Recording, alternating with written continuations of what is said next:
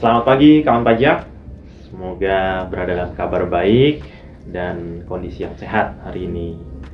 Bertemu lagi dengan kami, tim penyuluh dari KPP Wajib Pajak Besar 2. Saya Meru, rekan saya ada Mas Mario dan Mas Bayu. Ya. Gimana kabarnya Mas? Alhamdulillah. Sehat selalu Mas. Baik.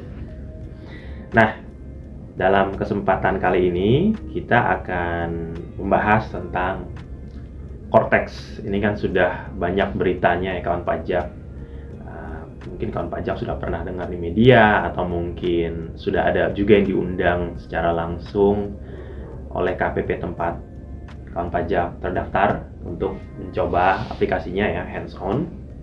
Nah, nanti mungkin kawan pajak yang belum berkesempatan kita coba ulas secara ringkas ya tentang Cortex ini. Kita langsung saja bahas.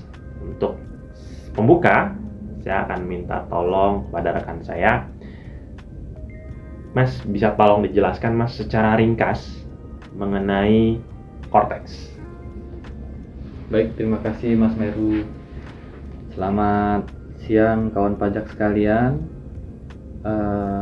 Bertemu lagi kita di kesempatan ini terkait dengan Cortex. Sebelumnya kawan pajak sekalian, saya jelaskan dulu. Mungkin ada kawan pajak sekalian yang belum tahu nih tentang Cortex. Mungkin baru mendengar sekarang juga istilah Cortex. Jadi kawan pajak sekalian, Cortex adalah sistem administrasi layanan dari Direktorat Jenderal Pajak yang diharapkan dapat memberi kemudahan kepada wajib pajak. Jadi Cortex ini adalah sistem administrasi layanan kawan pajak sekalian, seperti layanan kewajiban perpajakan, surat pemberitahuan, permohonan, bahkan nanti semua pajak keluaran dan pajak masukan serta bukti potong, pembayaran dan semuanya yang terkait dengan kewajiban dan hak perpajakan wajib pajak itu nanti semua ada di Cortex ini kawan pajak sekalian. Kemudian Cortex juga akan mengintegrasikan berbagai layanan pada aplikasi yang terpisah-pisah. Jadi sekarang kondisi sekarang yaitu aplikasi kita terpisah-pisah kawan pajak sekalian. Ada DJP online, ada e-faktur web, kemudian ada juga billing, itu terpisah. Nanti itu di Cortex itu akan menjadi satu web yang terdiri atas menu-menu pada portal wajib pajak. Jadi nanti cukup wajib pajak mengakses satu alamat website atau portal wajib pajak. Di situ semua akan muncul berbagai layanan dan aplikasi-aplikasi yang telah kita jalanin sekarang. Kemudian kita harapkan juga kawan pajak sekalian kelak melalui akunnya masing-masing. Di sini nanti wajib pajak menggunakan akun DJP online yang sekarang sudah eksis. Nanti wajib pajak dapat melakukan pelaksanaan hak dan pemenuhan kewajiban perpajakannya itu secara digital dalam arti nanti istilahnya paperless, kemudian terintegrasi, nanti semuanya menjadi satu, semuanya akan muncul di portal wajib pajak, baik itu SPT, permohonan, pembuatan billing, buku besar, dan pelaporan dan permohonan serta pelaporan SPT yang biasa wajib pajak rutinitas lakukan. Kemudian selain itu Cortex juga mengutamakan keamanan. Jadi nanti terkait keamanan data, data gaji pegawai, kemudian keamanan informasi wajib pajak badan yang diwakilkan oleh pengurus, itu akan dikaitkan dengan kendali akses akun wajib pajak. Nanti kawan pajak akan kita jelaskan lebih rinci mengenai hal-hal yang sudah saya sebutkan tadi, apakah proses bisnis SPT serta akses-akses yang akan kita temui pada Cortex ini. Begitu Mas Meru. Ya, jadi kalau tadi yang saya dengar ada beberapa hal atau kata kunci ya Mas ya. Ya. Jadi pertama terkait dengan integrasi. Integrasi. Mungkin selama ini kawan pajak melaksanakan hak dan pemenuhan kewajiban perpajakan secara terpisah-pisah melalui aplikasi yang berbeda. Betul. Misalnya PPN ada e-faktur, Ya. PPA ada ibu Ibu verifikasi Pos, misalnya. Nanti akan terintegrasi. Lalu ada tentunya ini kan memberikan kemudahan. Ya. Selain itu juga digitalisasi ya, serta tidak terlupa juga aspek keamanan. Aspek Baik, keamanan. ya. Saya rasa itu beberapa pesan kunci yang bisa ditangkap oleh kawan pajak. Nah, sekarang kita beralih ke Mas Bayu. Mas Bay, kita coba bahas lebih rinci Mas. Tadi kan secara umum. Nah, tentunya kalau kita mau akses suatu aplikasi, kita perlu akses Mas Bay. Nah, bagaimana tentang akses pada Cortex ini Mas? Silakan Mas Bay. Baik, terima kasih Mas Meru. Terkait dengan yang tadi sempat disounding oleh Mas Mario ya, di mana Cortex itu untuk akses keamanannya masing-masing wajib pajak itu wajib pada saat membuka dia wajib mengisi username, password serta captcha. Nah, tujuannya apa? Tujuannya itu untuk meningkatkan keamanan akses ke akun wajib pajak, di mana hanya benar-benar wajib pajak tersebut atau orang yang dikuasakan itu dapat membuat SPT yang dikuasakan. Nah, jadi istilahnya semacam yang tadi sempat disebutkan oleh Mas Mario ya, itu aksesnya itu nanti akan diaplikasikannya itu dalam bentuk impersonate, Mas. Nah, untuk konsep impersonate sendiri, itu untuk pengelolaan akun wajib pajak, badan dan OP, itu dapat dijalankan oleh pengurus atau orang yang dikuasakan. Jadi di impersonate itu ada semacam PIC utama. Nah, PIC utama itu orang yang benar-benar bertanggung jawab atas akun DJP online-nya yang nanti akan diaplikasikan di Cortex. Nanti dari PIC utama tersebut mereka akan mendistribusikan ke orang-orang atau kuasa yang bisa membantu dalam pengelolaan akun Cortex-nya sendiri. Apakah dia sebagai drafter ataukah dia sebagai untuk pelaporan baik di 21 PPN. Jadi kedepannya nanti masing-masing yang diberikan akses dia tidak bisa melihat menu satu orang dengan orang yang lainnya atau satu pegawai dengan pegawai lainnya. Jadi benar-benar terkontrol seperti itu. Jadi kedepannya memang seperti yang disounding oleh Mas Mario, di Cortex itu benar-benar akses keamanannya itu benar-benar terjamin. Nah, lalu bagaimana apabila orang yang diberikan akses itu sudah keluar atau sudah tidak bekerja di perusahaan tersebut? Nah, ini menjadi tanggung jawab PIC utama untuk mencabut hak akses dari orang yang diberikan pada saat pertama kali dia mendapat akses, untuk mendapat akses pada saat PIC utama itu memberikan. Jadi segala sesuatu di sini yang bertanggung jawab adalah PIC utamanya, Mas. Nah, lalu untuk kuasanya sendiri, untuk kuasa sendiri dia juga bisa mendapat akses dari PIC utama. Kuasanya ini bisa berasal dari pegawai sendiri atau bisa dari konsultan pajak. Nah, kalau untuk dari konsultan pajak, nah itu ada menu tersendirinya lagi. Nah, konsultan pajak itu benar-benar sudah harus terdaftar atau terregistrasi di akun di DJP atau istilahnya Sikop seperti itu. Nah, di situ ada nomor pendaftaran terkait dengan konsultan pajaknya. Nah, dari konsultan pajak yang ditunjuk nanti ada verifikasi di mana konsultan pajak itu harus memverifikasi apakah konsultan tersebut bersedia untuk mendapatkan akses yang telah ditunjuk oleh PIC utama. Nah, itu sekilas tentang secara general terkait dengan hak akses apa sih yang ada di Cortex, di mana siapa yang memberikan, siapa yang mendapat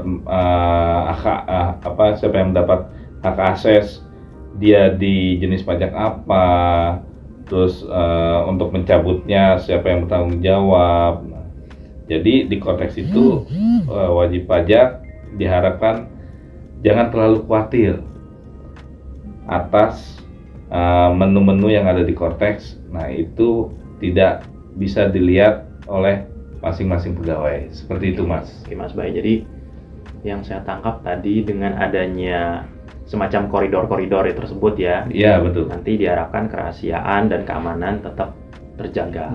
Ya, nanti ada namanya PIC utama yang nanti bisa yang dia memiliki akses penuh ya. Iya, betul, memiliki akses penuh. Dan nanti bisa mendelegasikan atau memberikan kewenangan tertentu sesuai yang tujuan untuk yang diberi amanat tersebut, baik konsultan atau pegawai masing-masing. Ya, saya rasa sudah jelas ya kawan pajak. Oke, tadi untuk akses pertama. Nah, setelah kita memiliki akses, kita coba masuk ke proses bisnis SPT atau di sini kita coba yang pertama untuk pajak pertambahan nilai atau PPN. Nah, Mas Mario mungkin bisa membahas tentang proses bisnis ini. Silakan. Baik, terima kasih Mas Meru. Baik kawan pajak sekalian, bagi kawan pajak yang sudah PKP itu sudah mengetahui untuk sekarang itu ada dua aplikasi e-faktur. Yang pertama e-faktur desktop di device masing-masing. Yang kedua e-faktur web, itu versi web, bisa di via handphone, via browser. Nah, jadi kedepannya di Cortex ini nanti dua aplikasi desktop dan web itu akan dijadikan satu kawan pajak sekalian. Satu yaitu di portal wajib pajak di menu e-faktur dan SPT PPN. Terkait PPN tentunya kawan pajak sekalian kita tidak bisa dilepaskan dari pembuatan faktur pajak. Ya, faktur pajak. Betul, selama ini kita menginput dulu di e-faktur desktop, kemudian muncul di e-faktur web. Nanti semuanya akan terintegrasi menjadi satu, inputnya di portal, kemudian pelaporan juga nanti di portal. Faktur pajak yang terdiri dari faktur pajak keluaran dan faktur pajak masukan. Nanti pembuatan faktur pajak keluaran itu seperti biasa, menginput nama lawan transaksi, kemudian jenis transaksi, kemudian DPP seperti biasa di e-faktur desktop.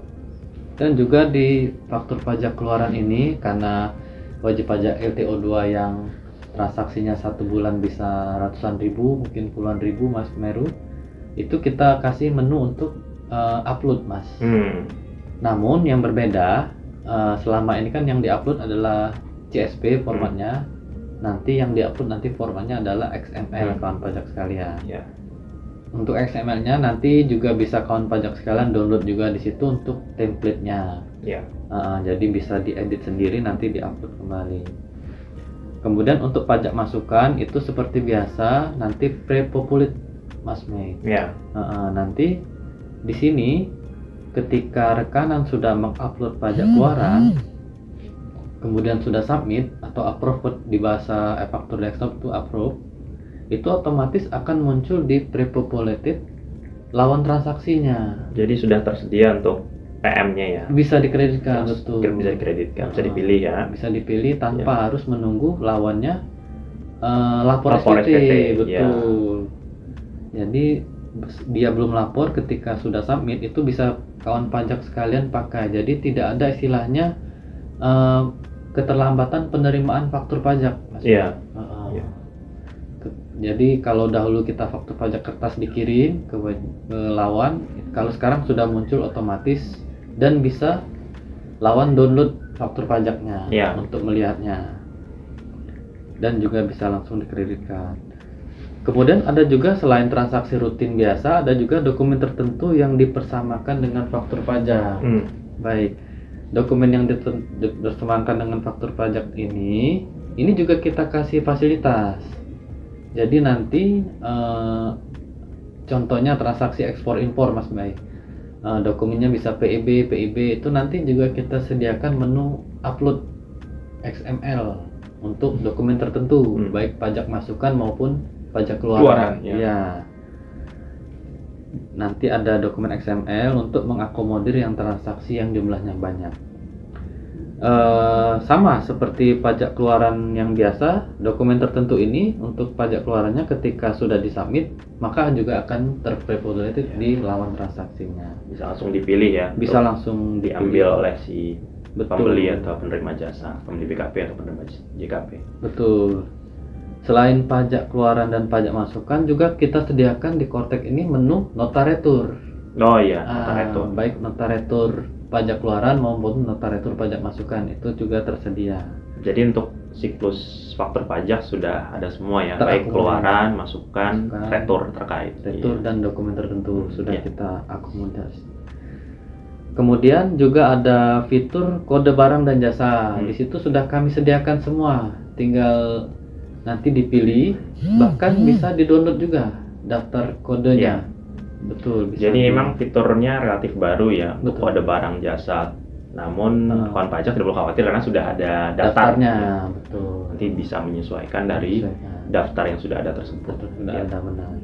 Kalau di sebelumnya kan belum ada fitur kode barang dan jasa. Di sini Ya. kita sediakan. Kemudian nanti ada beberapa jenis status pajak keluaran, Mas Mei. Jadi ada yang create, itu baru dibuat saja, istilahnya baru draft.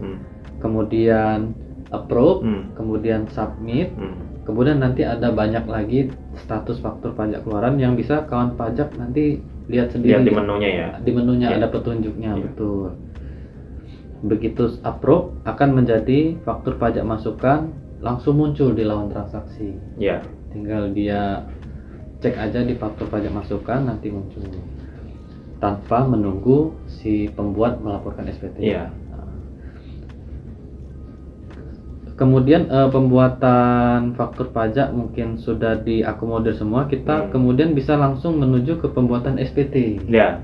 SPT masa PPN yang biasa selama ini wajib pajak gunakan di e-faktur web untuk membuat SPT. Iya. Sekarang juga terakomodir di Kortek. Jadi karena satu menu, satu aplikasi, satu web, jadi tidak perlu berpindah-pindah dari dua aplikasi. Pembuatan SPT bisa kawan pajak buat untuk SPT masa PPN di menu SPT nanti. Kita tinggal membuat jenis pajak dan memilih masa pajaknya. Nanti pajak keluaran dan pajak masukan yang sudah kita pilih untuk dikreditkan itu nanti muncul otomatis di SPT. Oh ya, nanti di pajak masukan tadi terlewat, itu bisa dipilih dikreditkan atau tidak dikreditkan. Masuk B3. B2 masuk B3 bisa. Atau kalau kawan pajak sekalian ada yang salah harusnya dikreditkan kemudian masuk B3, itu bisa dipilih back to approve. Back to approval, jadi bisa dikreditkan kembali. Oke. Dan pajak keluaran, pajak masukan, semuanya nanti akan terprepopulated di SPT masa PPN. Seperti biasa ada 3 status, nihil, kurang bayar, lebih bayar di SPT masa PPN. Jika statusnya kurang bayar, nah ini ada fitur baru lagi Mas Mei. Jika status SPT kurang bayar, maka kode billing akan langsung muncul terbentuk ya. Kode billingnya langsung terbentuk. Dan itu pun nanti ada penjelasan selanjutnya, ada deposit atau kode billing, nanti ada pilihan untuk membuat kode billing. Dan ketika kode billing yang terbentuk sudah dibayar, itu akan terbentuk BPE langsung tercetak ya secara sistem ya. Betul. Selama ini kan bayar, kita input NTPN, baru terbentuk BPE. Nanti kawan pajak sekalian, setelah billingnya dibayar, nanti otomatis pelaporan juga langsung selesai. Iya. Beda dengan statusnya LB. LB juga nanti akan muncul pilihan seperti biasa, pendahuluan atau restitusi biasa, atau dikompensasi ke masa pajak berikutnya. Untuk kode billing juga nanti ada masa aktifnya yang selama ini 30 hari sekarang menjadi 7 hari. 7 hari lebih cepat. Lebih cepat ya. Lebih cepat untuk mengantisipasi jika ada kesalahan Iya. kode billing. Setelah kode billing dibayar, maka status SPT berubah, semula belum disubmit menjadi sudah disubmit Ya, dan dilaporkan. mendapat DPE. Iya. Untuk PPN kurang lebih seperti itu. Iya. Jadi pada intinya sih kalau yang saya tangkap siklusnya itu sudah terintegrasi diintegrasikan di satu aplikasi Cortex ini. Aplikasi Cortex. Mulai dari faktur pajaknya, Iya. pembuatannya ya, nanti faktur pajaknya langsung muncul di lawan transaksi untuk dikreditkan bisa dipilih. Lalu nanti ketika penyusunan SPT pre-populated sifatnya ya. Iya. Dan setelah itu SPT-nya juga jika kurang bayar langsung ada muncul kode billing. Kode Jadi tidak perlu berpindah-pindah lagi. Betul. Oh, satu lagi mungkin tadi untuk pajak keluaran tidak perlu ada ambil nomor lagi ya. Iya, Karena nomor langsung- seri ya. betul. Oke. Tadi terlewatkan. Baik, makasih Mas Mario. Ya. Nah, sekarang kita pindah ke Mas Bayu. Kita singgung sedikit mengenai buku besar wajib pajak Mas Bayu. Siap. Coba Mas Bayu dijelaskan bagaimana. Baik, Mas Meru. Nah, ini salah satu menu baru kawan pajak yang ada nanti di Cortex. Itu ada menu buku besar. Atau biasa kalau di Cortex kawan pajak memakai bahasa Inggris itu istilahnya General Ledger. Nah, dari buku besar ini tampilannya itu hampir sama pada buku tabungan yang kawan pajak punya. Di situ ada sisi debit dan sisi kredit. Nah, di mana nanti di buku besar sendiri, di situ semua terangkum menjadi satu. Di debitnya itu nanti segala aktivitas bisa dilihat, aktivitasnya apa, begitu juga di sisi kredit itu aktivitasnya apa. Kawan pajak bisa melihatnya secara detail dan rinci. Nah, untuk akun debit sendiri itu sebenarnya di buku besar yang ada di Cortex itu sebagai informasi di mana kawan pajak itu mempunyai kewajiban perpajakannya. Seperti misalnya ada SPTKB yang belum dilakukan pembayaran, itu harus dilakukan pembayaran. Begitu juga ada SKPKB atau ada tunggakan pajak yang lain seperti STP. Nah, sedangkan di akun kredit pajak, nah itu berisi informasi itu terkait dengan aktivitas dari akun yang ada di Cortex itu sendiri. Seperti misalnya ada ketetapan terkait dengan SKPLB, SKPIB, lalu pembayaran atas SPT kurang bayar yang telah disampaikan oleh wajib pajak maupun pembayaran deposit. Untuk pembayaran deposit sendiri itu nanti kawan pajak juga istilahnya itu semacam kayak uang muka lah. Jadi kawan pajak melakukan deposit. Nah, deposit itu nanti akan tercatat di akun Cortex dari kawan pajak itu sendiri. Nah, itu bisa dilihat berapa besar akun deposit dari wajib pajak yang dimiliki. Nah, itu nanti yang bisa dipergunakan untuk kewajiban perpajakan yang harus dilakukan oleh kawan pajak. Istilahnya harus melunasi kewajiban-kewajiban perpajakannya. Nah, lalu dari sisi debit yang sebelah kanan, nah, di akun Cortex itu sendiri kan nanti kawan pajak bisa melihat ya, dia ada dua bagian sebenarnya, satu debit, satu kredit. Nah, di sebelah kanannya juga sama, ada satu debit, satu kredit. Nah, seperti yang tadi telah coba disampaikan, untuk akun debit kredit yang tadi itu ada di sebelah kiri. Nah, ini yang untuk di sebelah kanan untuk sisi debitnya itu sendiri, itu kewajiban yang masih harus dibayar oleh wajib pajak. Misal pembuatan kode billing yang sudah dilakukan oleh wajib pajak tapi belum dilakukan pembayaran. Nah, itu bisa dilihat secara detail di sisi debit sebelah kanan. Nah, lalu untuk sisi kredit di sebelah kanan itu adalah hak wajib pajak yang dapat digunakan. Nah, itu yang akan digunakan oleh wajib pajak untuk melakukan kewajiban. Lalu selain itu ada sisa saldo. Sisa saldo itu seperti umumnya diketahui oleh wajib pajak, itu adalah selisih antara sisa debit dengan akun sisa kredit, seperti itu. Nah, lalu terkait dengan yang tadi bisa dilihat informasi terkait dengan deposit. Nah, ini mungkin nanti akan dijelaskan lebih rinci deposit itu seperti apa. Nah, intinya Jenderal Pajak itu merupakan suatu menu di mana wajib pajak bisa melihat segala aktivitas yang dilakukan terkait dengan pelaksanaan hak dan kewajiban. Seperti itu, Mas Mei. Oke, baik.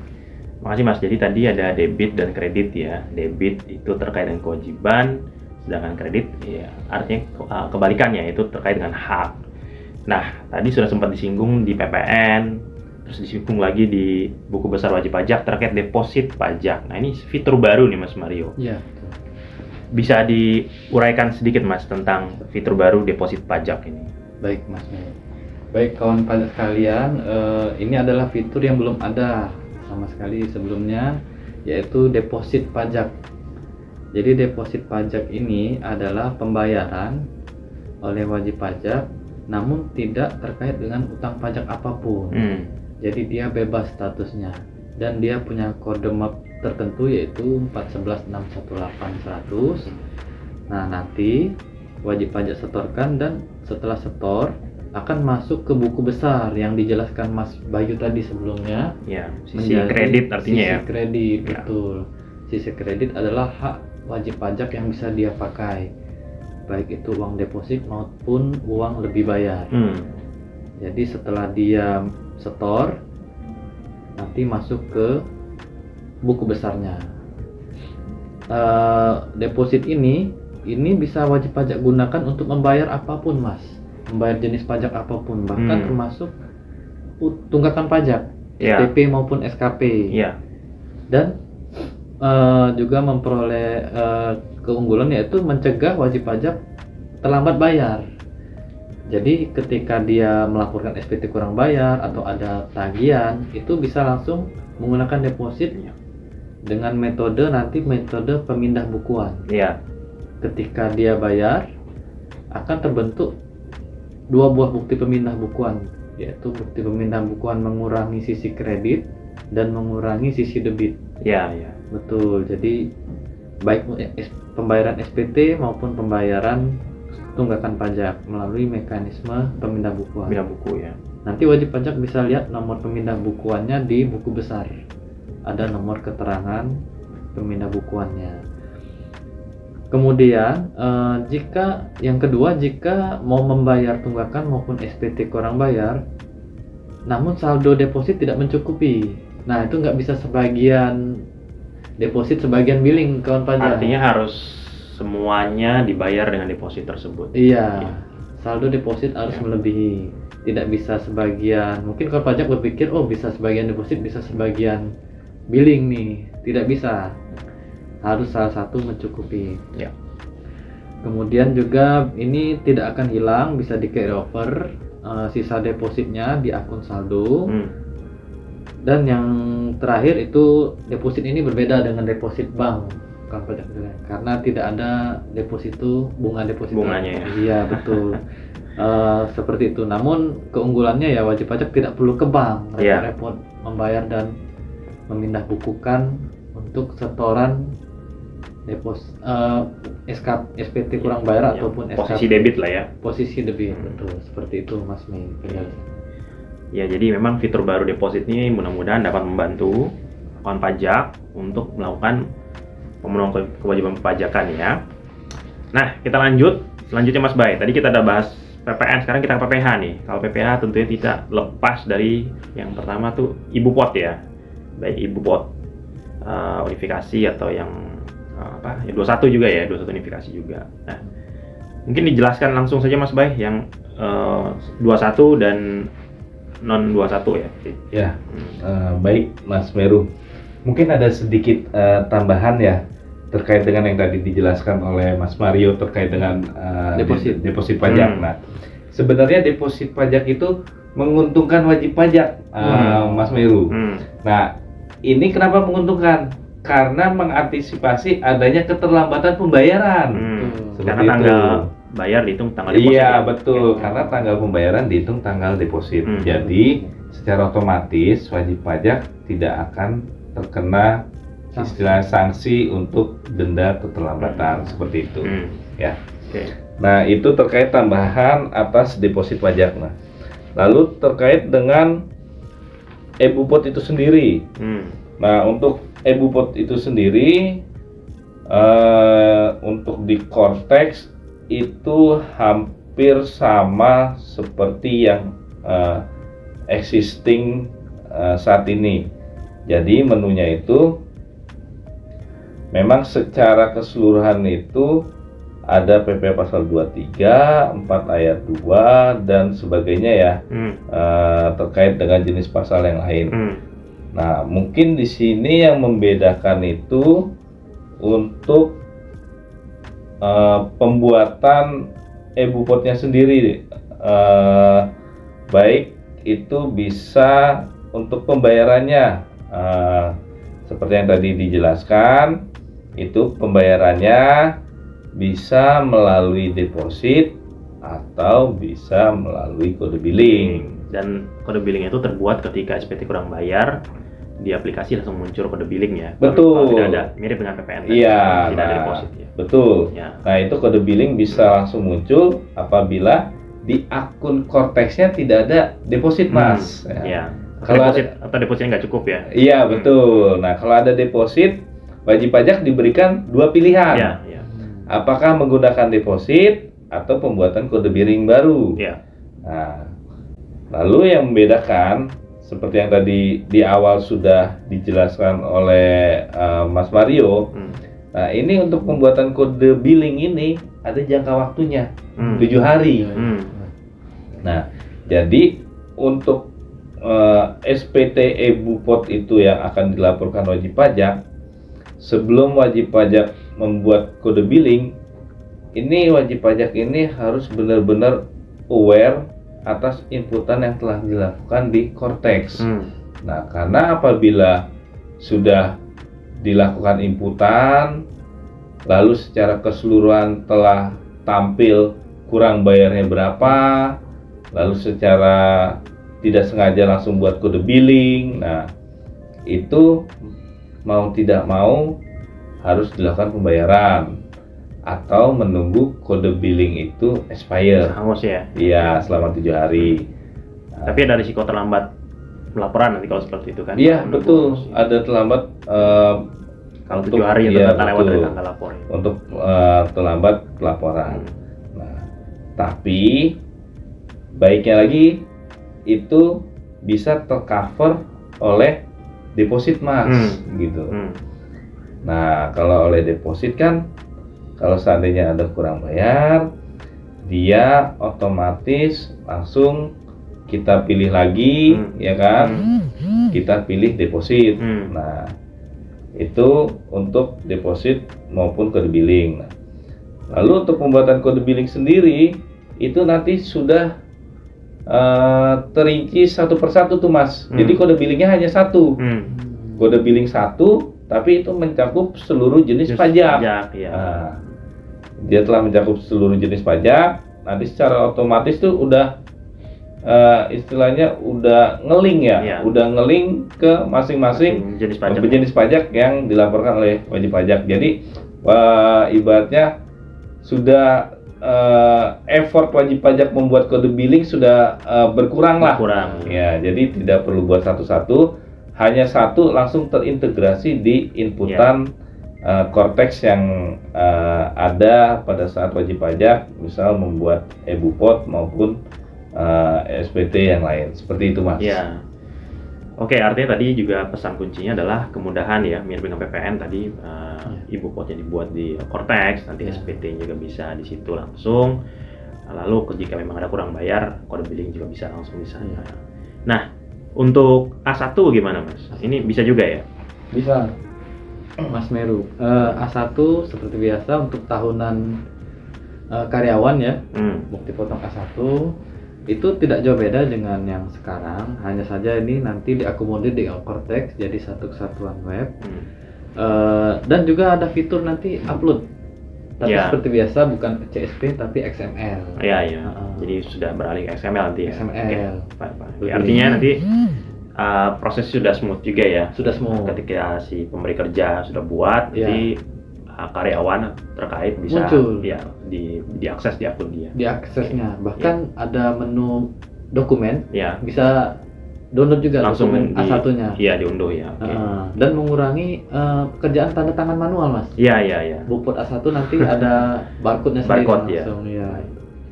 Baik, makasih Mas. Nah, Mas Bay, tadi kan sudah terkait dengan PPN, PPH Bupot. Nah, sekarang ini PPH Badan, Mas Bay. Bagaimana mungkin secara ringkas di Cortex ini untuk pemenuhan kewajiban perpajakan PPH Badan? Oh iya. Baik. Untuk SPT tahunan badan ya. Untuk SPT tahunan badan secara keseluruhan itu sama dengan SPT tahunan OP, Mas. Jadi untuk SPT tahunan itu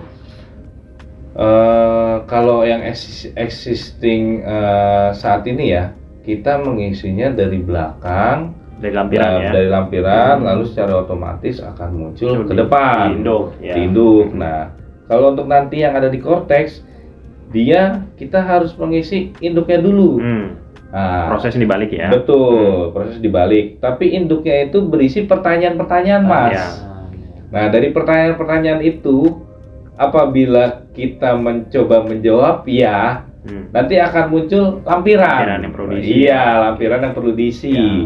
Nah, itu yang membedakan untuk terkait dengan cara pengisian yang existing sekarang ya. Nah, itu terkait dengan PPH Badan maupun orang pribadi. Nah, lalu untuk SPT orang pribadi sendiri, saat nanti pada saat Cortex itu sudah ada penyederhanaan. Jadi hanya satu SPT yang kita isi. Oh iya. Seperti itu. Selama ini ada SS. Iya, betul Mas Mario. Karena kan yang existing sekarang kan kita membedakan SPT itu 3 jenis ya, Mas ya. Ada SPT SS, S dan OP. Seperti kita ketahui, SS itu untuk yang kurang 60 juta penghasilan bruto, S yang satu pemberi kerja tapi lebih dari 60. Nah, satu lagi yang istilahnya 1770 polos seperti itu. Nah, itu untuk yang usahawan. Tapi nanti di Cortex kita tidak perlu istilahnya memilih, itu hanya satu inputan SPT saja. Nah, itu yang membedakan pengisian SPT untuk orang pribadi. Lalu untuk pelaporan maupun pembayaran itu sama seperti yang tadi sudah disampaikan oleh Mas Mario. Jadi itu bisa pembuatan kode billing nanti akan secara otomatis muncul, atau istilahnya itu bisa bisa menggunakan akun deposit. Itu terkait dengan pembayaran maupun dengan pelaporan. Nah, lalu untuk OP sendiri di sini yang membedakan ada istilahnya FTU, Mas. FTU itu Family Tax Unit. Nah, jadi Family Tax Unit ini di sini yang menjadi tanggungan wajib pajak itu bisa lebih dari 3, Mas. Ya, tapi tetap yang diakui oleh pajak itu 3, betul, maksimal 3.